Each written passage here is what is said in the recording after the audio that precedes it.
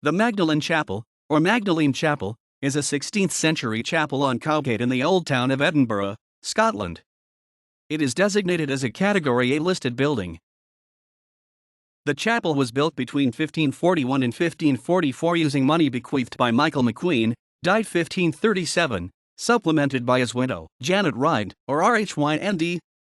The foundation charter of 1547 reads, "When the said Michael was greatly troubled with an heavy disease, and oppressed with age, yet mindful of eternal life, he esteemed it a good way to obtain eternal life, to erect some Christian work, forever to remain and endure."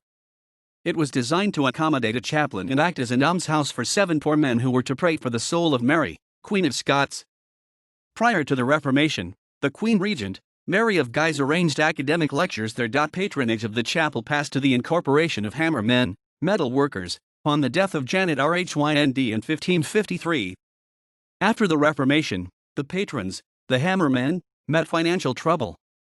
The chaplain, who remained a Roman Catholic, was replaced by a Protestant minister, but successfully sued to continue to receive his salary until his death in 1567.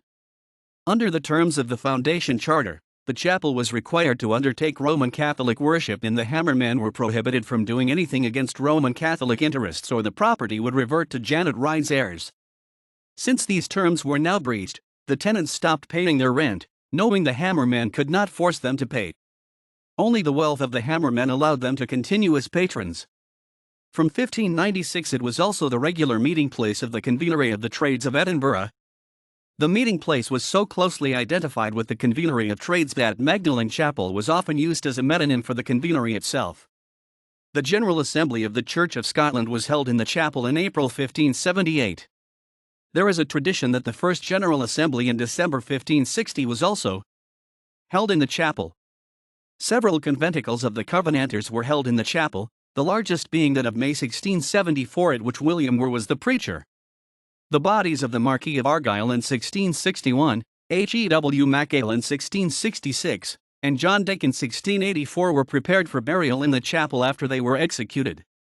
The heads and hands of martyred Covenanters were displayed in various locations in Edinburgh in 1689, and were collected at the chapel prior to burial in Greyfriars Kirk. The chapel was used by Episcopalians and by a Baptist congregation in the 18th century. A printing press was located either in the chapel or a nearby building in the 18th century. In the early 19th century it was used as a place of worship by the Bereans, a Protestant sect following former Scottish Presbyterian minister John Berkeley, 1734 to 1798, who held to a modified form of Calvinism. The Hammermen sold the chapel in 1857 to the Protestant Institute for Scotland, and it was used by the Edinburgh Medical Missionary Society. Architects Simpson and Brown undertook a major restoration program in 1992-93. It is now the headquarters of the Scottish Reformation Society. An inscription over the door reads, "He that hath pity upon the poor lendeth unto the Lord, and the Lord will recompense him that which he hath given." Pro. 19:17. A semicircular wooden platform was installed at the east end around 1615, and the layout of the chapel was altered.